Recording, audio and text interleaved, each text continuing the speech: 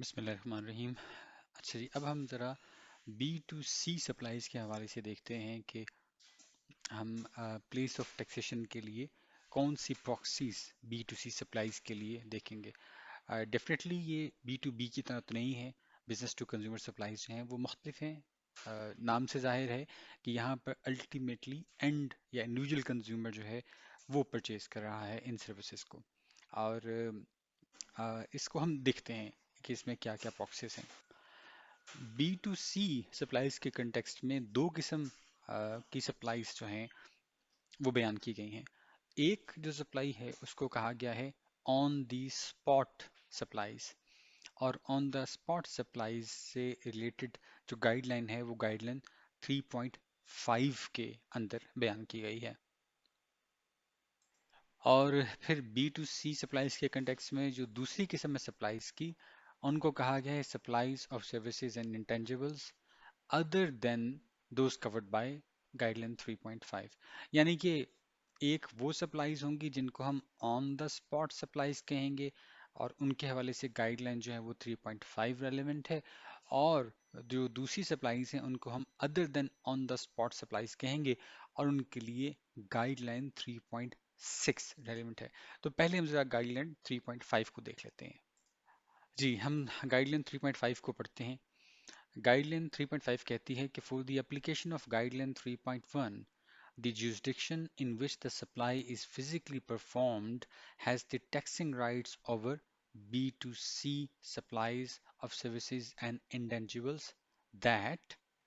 are physically performed at a readily identifiable place and are ordinarily consumed at the same time as and at the same place where they are physically performed, and ordinarily require the physical presence of the person performing the supply and the person consuming the service or intangible at the same time and place where the supply of such a service or intangible is physically performed۔ دیکھیں یہاں پر بھی guide line 3.1 کو ہی بیس بنایا گیا ہے، تو ہم ذرا ریفرنس لیں۔ 3.1 کہتی تھی کہ for consumption tax purposes internationally traded services and intangibles should be taxed according to the rules of the jurisdiction of consumption۔ اور ہم نے بی ٹو بی کے کنڈیکس میں دیکھا تھا گائیڈ لائن 3.2 میں کہ وہاں پر یہ آبجیکٹو اچیو کیا تھا کسٹمر کی لوکیشن کو پراکسی بنا کے۔ اچھا، بی ٹو بی اور بی ٹو سی میں جو اگر ہم دیکھیں ایک فرق، یعنی کہ ایک بزنس یا ایک انڈیویجول اینڈ کنزیومر کے حوالے سے جو فرق ہے، وہ ایک تو اس حوالے سے ہے کہ جو بزنس ہے اس کی پریزنس کسی جگہ پر اگر ہے تو وہ اتھارٹیز کے ساتھ ریگولیشنز کو اس نے ان کی ریکوائرمنٹس کو میٹ کرنا ہے، تو اس حوالے سے بزنس عام طور پہ اس پوزیشن میں زیادہ بہتر ہوتا ہے کہ وہ کمپلائنس کی ریکوائرمنٹس کو بنسبت ایک انڈیویجول کے اچھے طریقے سے میٹ کر سکے۔ دوسرا، ایک بزنس جو ہے اس کا movement as compare to an individual جو ہے وہ نسبتاً بہت کوئک اور بہت زیادہ نہیں ہوگی۔ ایک انڈیویجول جو ہے وہ تو اٹھ کے جا سکتا ہے کہیں پر بھی بڑی آسانی سے، لیکن بزنس ایز سچ جو ہے وہ کوئی ایسا نہیں ہوتا کہ وہ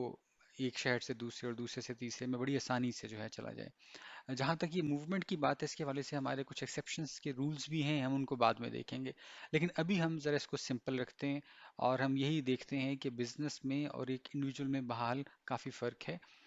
خاص طور پہ اس کی موومنٹ یا کسی ایک جگہ موجود ہونے کے حوالے سے۔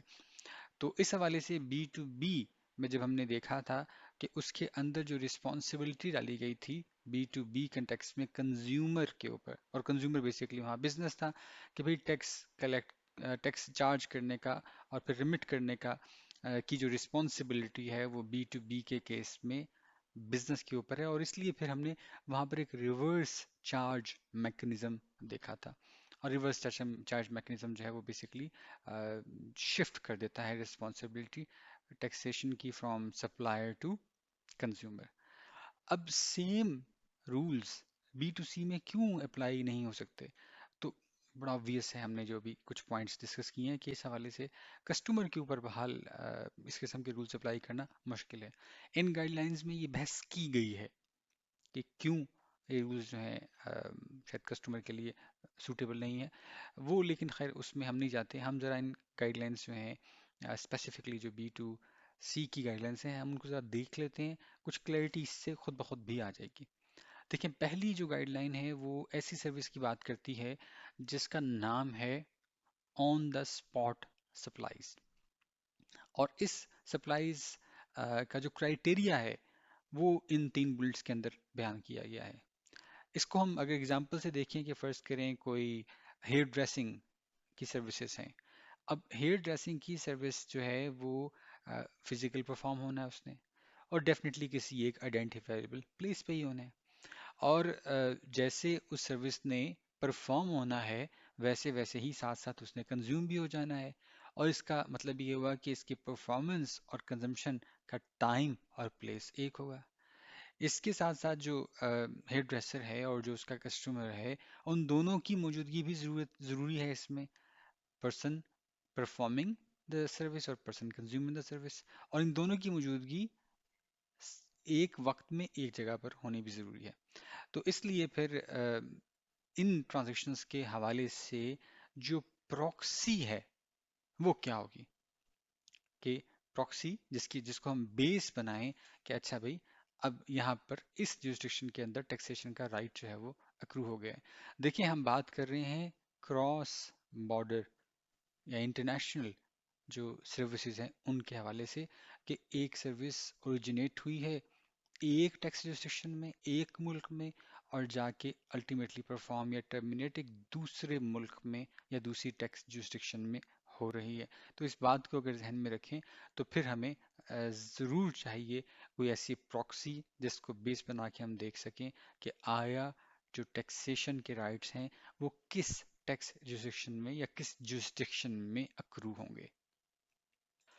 तो ऑन द स्पॉट सप्लाईज के लिए ये जो राइट्स हैं ये अक्रू होंगे उस जुरिस्डिक्शन में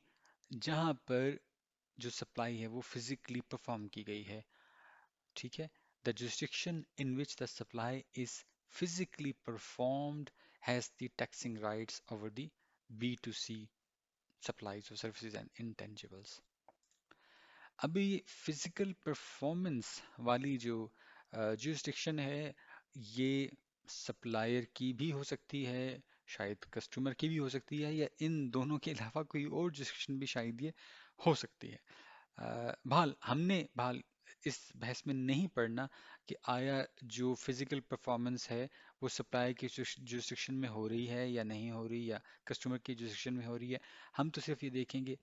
कि जो परफॉर्मेंस जहाँ हो रही है वहाँ की जो जुरिस्डिक्शन है उसकी टैक्स अथॉरिटी के पास फिर राइट अक्रू हो जाएगा टैक्सेशन का। इसको हम इस तरह से भी समझ सकते हैं कि the application of the guideline 3.5 thus results in the allocation of the taxing rights to the jurisdiction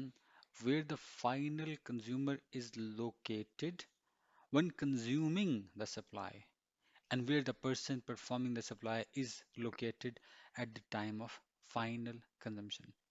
देखिए, B2B के केस में हमने देखा था कि हमारी जो जर्नल गाइडलाइन थी वो थी वेयर कंज्यूमर इज या कंज्यूमर इज लोकेटेड। B2C में भी इसमें जहाँ कस्टमर की लोकेशन है वो तो है बात, लेकिन साथ इस चीज़ में इजाफा कर दिया है कि जहाँ कंज्यूम करते हुए वो लोकेटेड है, व्हेन कंज्यूमिंग द सप्लाई। जिसका मतलब ये है फिर वही बात कि जो इंडिविजुअल कंज्यूमर है B2C के केस में उसके मूवमेंट के चूंकि चांसेस ज़्यादा हैं, तो इसलिए फिर उसको लिंक कर दिया है कि जहाँ वो मौजूद है at the time of the consuming of the supply. और ऑन द स्पॉट सप्लाईज के लिए हमने जैसे देखा कि फिर सप्लायर का भी वहाँ पर मौजूद होना ज़रूरी है। अच्छा, अब तमाम सप्लाईज तो ऐसी नहीं हो सकती कि जो ऑर्डिनरीली जिस प्लेस पे कंज्यूम हो रही हैं वहीं पर परफॉर्म भी हों, या फिर ऑर्डिनरीली जो है उसमें सर्विस प्रोवाइड करने वाला सर्विस कंज्यूम करने वाला दोनों बैक जगह एक ही जगह पर मौजूद हों। मतलब ऐसी सप्लाईज आज के दौर में ख़ास तौर पे बहुत सारी हो सकती हैं कि जिसकी परफॉर्मेंस और कंजम्पशन में टाइम और प्लेस का डिफरेंस हो। तो अगर ऐसा हो मिसाल के तौर पे, तो फिर इस किस्म की सप्लाईज ऑफ सर्विसेज के लिए क्या प्रॉक्सी होगी? तो फिर ऐसे बिजनेसेस के लिए, ऐसी बी टू सी सप्लाईज के लिए प्लेस ऑफ यूजुअल रेजिडेंस जो है उसको आप एज अ प्रॉक्सी लेके चलेंगे। ऑन द स्पॉट सप्लाईज के लिए प्रॉक्सी हमारी क्या थी? Where the jurisdiction in which the supply is physically performed, और टू बी मोर स्पेसिफिक जहाँ पे उस वक्त कंज्यूमर मौजूद है। जबकि other than on the spot supplies के लिए जो प्रॉक्सी है वो है कस्टमर की यूजुअल रेजिडेंस। अब जो यूजुअल रेजिडेंस है इसमें कुछ बातें ज़रा समझने वाली हैं। मिसाल के तौर पे ये कि यूजुअल रेजिडेंस हम समझेंगे कि जहाँ पर कस्टमर रेगुलरली रहता है या उसने एक अपना घर इस्टेब्लिश किया हुआ है, यानी जहाँ पर वो अगर टेम्परेली आया हुआ है किसी जगह के ऊपर, तो फिर उसको तो हम यूजुअल रेजिडेंस जो है वो हम कंसिडर नहीं करेंगे। अच्छा, अब इसमें हमें कुछ ग्राउंड रियलिटीज़ को भी मद्देनजर रखना चाहिए। देखिए, अ, जो टैक्स एडमिनिस्ट्रेशन है वो सब बेस कर रही है सप्लायर के ऊपर। यानी कि सप्लायर जो है वो आइडेंटिफाई करेगा कि उसका कंज्यूमर एंड कंज्यूमर है, बी टू सी सप्लाई है या बिजनेस है, बी टू बी सप्लाई है। और फिर अकॉर्डिंगली वो देखेगा कि भाई वो कहाँ लोकेटेड है। अगर वो सेम जुरिस्डिक्शन जहाँ पे सप्लायर मौजूद है तो फिर तो इतना इशू नहीं है, लेकिन अगर वो कहीं और टैक्स जुरिस्डिक्शन के अंदर मौजूद है तो फिर वो कौन सी टैक्स जुरिस्डिक्शन है। और अगर मिसाल के तौर पे यहाँ हम देखें कि बी टू सी सप्लाई के अंदर आया वो जो कस्टमर है, और ख़ास तौर पे अगर जो सर्विस जो है वो ऑन द स्पॉट सर्विस नहीं है, तो फिर जहाँ वो कस्टमर सर्विस को कंज्यूम कर रहा है, क्या वो उसकी यूजुअल रेजिडेंस है? अब देखिए, बहुत सारी केसेस में ऐसा होना है कि इस तरह की जो ट्रांजैक्शंस हैं उनकी वैल्यू बड़ी थोड़ी होनी है और हाई वॉल्यूम होंगी इस तरह की काफ़ी ट्रांजैक्शंस। तो क्या प्रैक्टिकली सप्लायर के लिए ये मुमकिन है कि जब वो ख़ास तौर पे कंज्यूमर साथ को बहुत ज़्यादा इंटरेक्ट भी नहीं कर सकता, क्योंकि उसकी कॉस्ट काफ़ी ज़्यादा बढ़ जाएगी अगर वो करे, तो किस तरह से वो डिटरमिन करेगा फिर जो यूजुअल रेजिडेंस की जो प्लेस है? क्या ये आसान है या मुश्किल काम है ये? इस हवाले से कुछ जो बात बयान की गई है वो 3.126 में है, ज़रा इसको हम पढ़ लेते हैं। In the B2C context, jurisdictions are encouraged to permit suppliers to rely as much as possible on information they routinely collect from their customers in the course of their normal business activity, as long as such information provides reasonably reliable evidence of the place of usual residence of their customers. In addition, jurisdictions could consider adopting rules that, if they are satisfied that a business is following these principles, this business should expect challenges only where there is misuse or abuse of such evidence. Any guidance provided by the tax authorities will need to take account of the law and practice in the relevant jurisdictions, including with regard to the protection of personal privacy while maintaining flexibility for the businesses. तो इससे ये बात है कि ease of doing business और जो cost of doing business है उस पर्सपेक्टिव में अगर देखा जाए तो ईसीडी की गाइडलाइंस बहरहाल यहाँ पर ये कह रही हैं कि जो नॉर्मल बिजनेस रूटीन में रिकॉर्ड्स इंफॉर्मेशन अवेलेबल है, आमतौर पे अगर वो सफिशेंट है कि उसको इस्तेमाल करके आप आइडेंटिटी और प्लेस जो है वो देख सकें, तो व्हाई नॉट वही इंफॉर्मेशन इस्तेमाल कीजिए।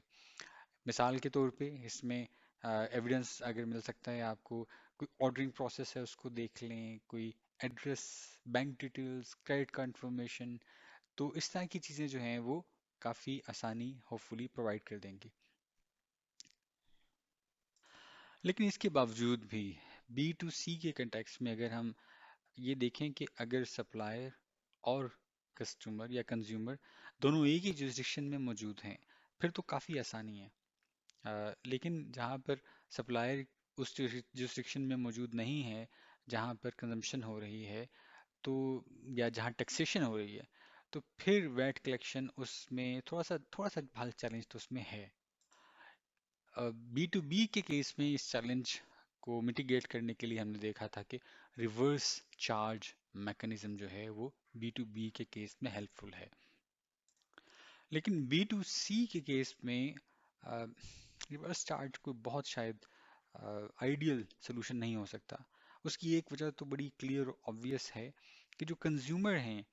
उनके लिए टैक्स जो है वो कलेक्ट डिक्लेयर करना, ये सारा कुछ इसमें बहाल इंसेंटिव जो है वो काफ़ी कम होगा as compare to a business, क्योंकि बिजनेस की तो उसके लिए भागने का शायद मौका नहीं है और उसको कंप्लाई करना भी शायद आसान है उसके लिए रेगुलेशंस को as compare to an individual. तो ज़रा मुश्किल है। प्लस इसमें एक बात यह है कि बहुत सारी ट्रांजैक्शंस होंगी बी टू सी की। बी टू बी की तो शायद चूंकि साइज या अमाउंट जो इन्वॉल्व है ट्रांजैक्शन की वो बड़ी हो, और बी टू सी में छोटी छोटी छोटी बेशुमार ट्रांजैक्शन हो, तो फिर इस हवाले से भी ये काफ़ी मुश्किल हो जाता है। इस बात के ऊपर ओईसीडी ने और दूसरे जो इंटरनेशनल ऑर्गेनाइजेशंस हैं उन्होंने बहाल कुछ रिसर्च की, कुछ काम किया, और उनका कंक्लूजन 3.131 में जो बताया गया है कि work carried out by OECD and other international organizations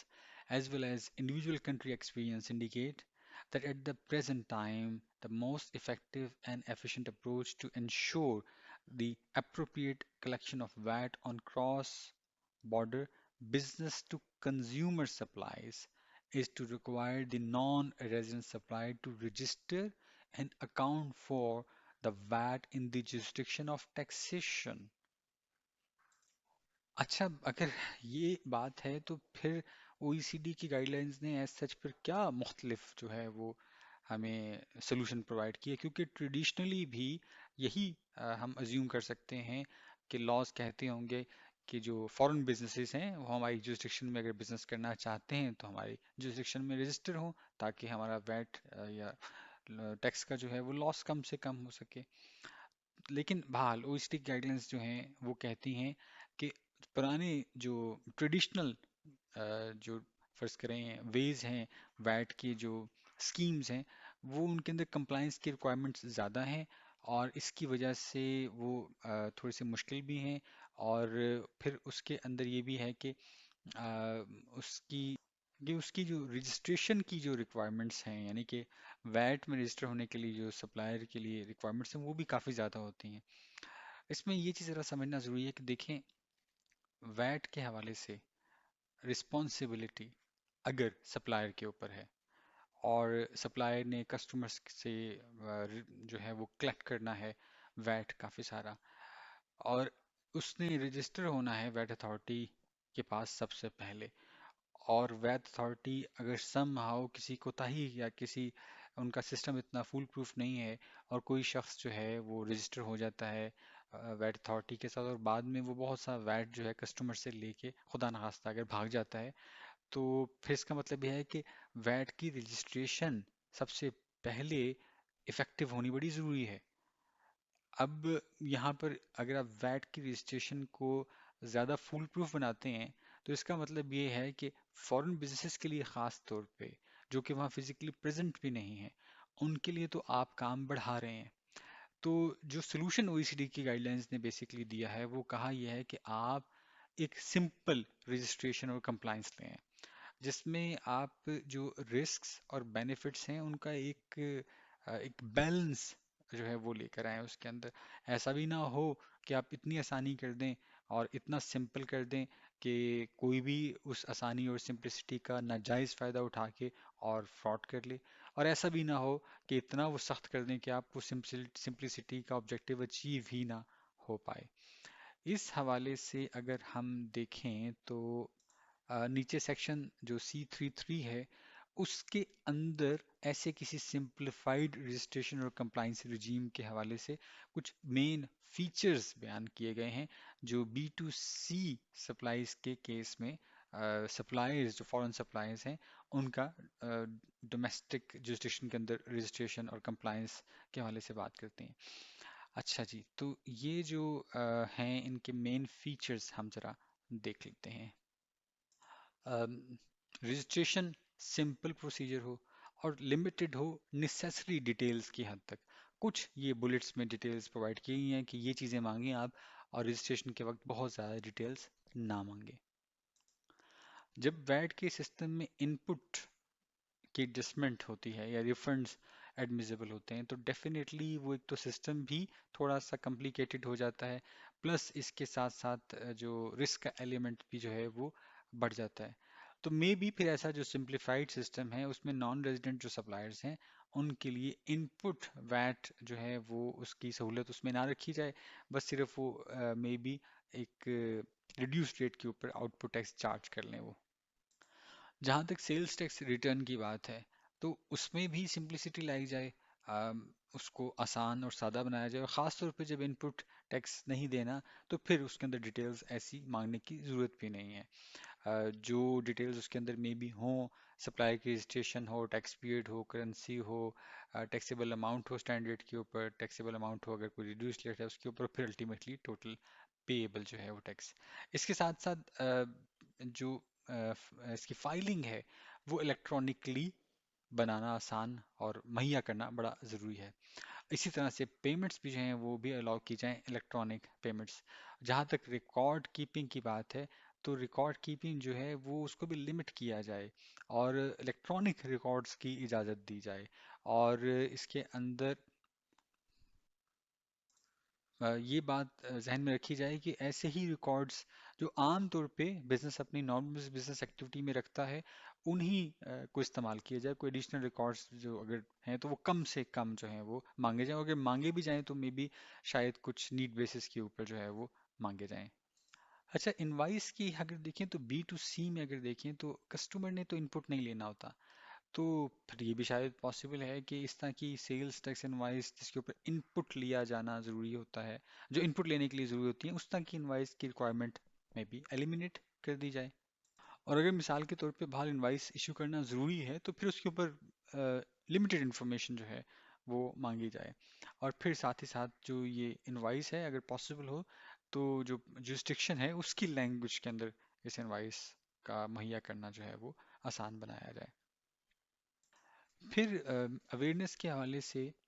और सपोर्ट करने के वाले से जुरिस्डिक्शंस ये भी ज़रूर करें कि अपनी वेबसाइट्स के ऊपर ऑनलाइन जो भी नेसेसरी इंफॉर्मेशन है वो प्रोवाइड करें, जो भी फॉर्म्स हैं वो प्रोवाइड करें। इसके साथ साथ मे बी जो फॉरेन बिजनेसेस हैं, नॉन रेजिडेंट बिजनेस हैं, उनको जुरिस्डिक्शन के अंदर कोई थर्ड पार्टी से सर्विसेज रिप्रेजेंटेटिव्स जो हैं उनसे सर्विसेज लेने के अंदर भी आसानियां जो हैं वो रखी जाएं। अच्छा जी, अब हम आगे चलते हैं। देखिए, अब जो jurisdictions हैं, टैक्स jurisdictions, अगर वो आपस में एक दूसरे के साथ इंफॉर्मेशन एक्सचेंज करें, अगर वो आपस में एक दूसरे को असिस्टेंस इन रिकवरी प्रोवाइड करें, आ, या फर्ज करें जो रजिस्ट्रेशंस वगैरह के विजिट्स हैं उसके हवाले से कुछ एक दूसरे को सपोर्ट करें, आपस में कोऑर्डिनेट करें, कोऑपरेट करें, इंफॉर्मेशन एक्सचेंज करें, तो फिर जो कंप्लायंस का बर्डन है वो एक तो डुप्लीकेट नहीं होगा, और फिर कंज्यूमर के लिए भी वो बर्डन जो है होपफुली ज़्यादा नहीं होगा। इस हवाले से सेक्शन बी जो है उसका चैप्टर 4 जो है वो कुछ बात करता है कि एक्सचेंज ऑफ इंफॉर्मेशन के हवाले से कुछ जो गाइडलाइंस ओईसीडी ने बनाई हैं वो भी इस्तेमाल की जा सकती हैं। जी, इसके साथ हमारा बी टू सी गाइडलाइंस का ये चैप्टर ख़त्म हो जाता है। इसके बाद हम कुछ थोड़ा सा देखेंगे B to B and B to C supplies के लिए स्पेसिफिक रूल्स।